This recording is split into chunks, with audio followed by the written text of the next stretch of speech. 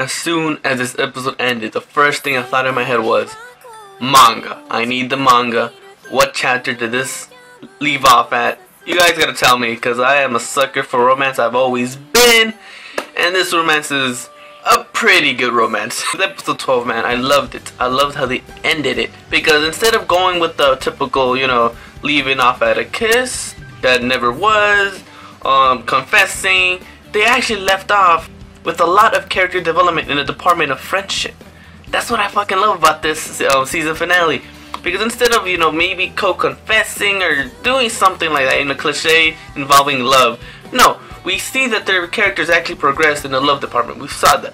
But they didn't leave off like that. They left off, you know, just them being happy that they have friends around them. And if we remember in the beginning, both of them were really alone. But now they're not. I love that shit. I guess their semester ended, now they're going to summer vacation. And, you know, they're just walking, trying to figure out what they're gonna do. And they just, I fucking love it. And I wish they would have had a fucking montage. And they had the montage. I was wishing for that the whole time. And they had it. The montage, you know, just to have the feels, you know, the whole journey we took with them.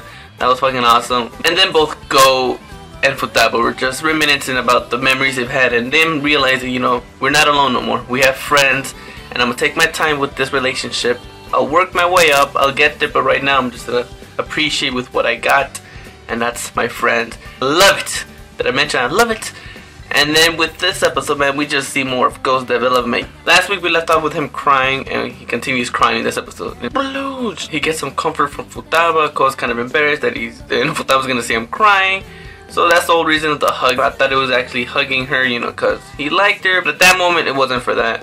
And then they part ways. They end up going home, and I love the scene when they both look up at the sky, but they're not together. And they make it look like they're together with the animation. They continue on. Cole reaches his house, and this is when he has his breakthrough. Decides to eat dinner with his family, and this is what really confused me, or it fucking made me go like, dang, that is awesome. Okay, you guys gotta explain this to me. We see the father of Go, his father. He says, "Welcome back, father. Welcome back, dad." That's what Tanaka said. You know, Go's older brother. The thing is, has he been living there since their mom died? That's what I'm not getting right now. If he has, he's a fucking good father. He's a caring father if he did that. Or he just like maybe visited or something. That's the thing I'm not getting. And that means if he has been living there ever since their mom died, that means Go has never had dinner with them this whole fucking time. That's crazy. So he really did have a lot of hate towards his father, but he gave a good explanation to why he didn't really want to eat dinner with them. He stated that he didn't want to do anything that his mother couldn't do, since her mom, since she's dead. But I feel for Ko, and I understand what he's going through. We saw his whole past unraveled before our eyes, so of course we're gonna understand him. And he decides to have dinner with them, and then just, you know, have a good family time, and then everybody starts breaking out. Ugh, really, it was another emotional trip, especially with Tanaka. I didn't think Tanaka was a crybaby. But his father's more, you know, he's more strict, he's stable with his emotions, so he doesn't really cry, but he just gives Go a good moral, saying, you know, your mom wasn't a petty person, she was a strong woman.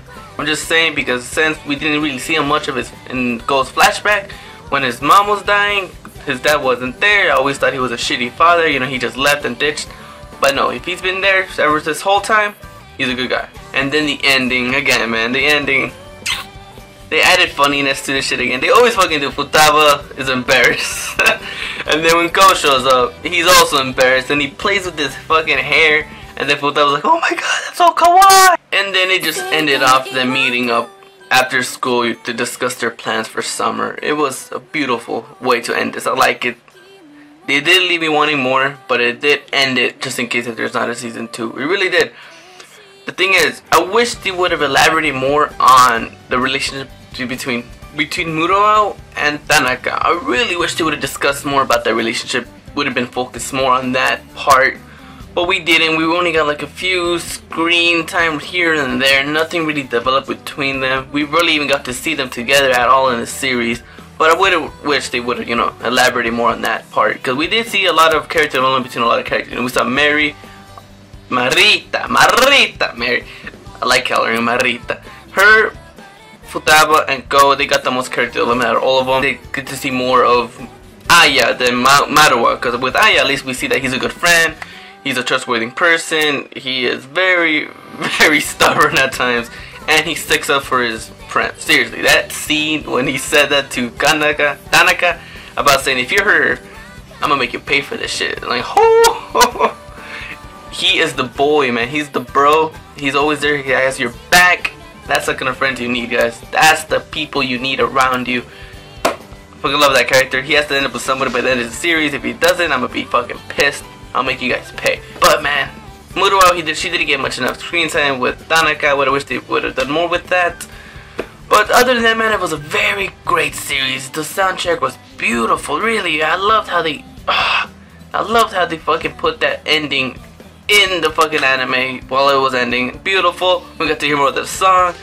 The OSTs, man, it's beautiful, really, man. They played one of my favorite OSTs when they were walking away. They're in the middle when they were parting ways with Taba and Go. Beautiful again. There's nothing really bad to say about this anime. Really, there is not. This is a very good romance. If you guys like romance, none of that fan service shit that they always put on anime, go watch this now. You've been told 1,000 times already, man. I love this anime. Manga, here I come. Yes, the manga. I'm reading that shit.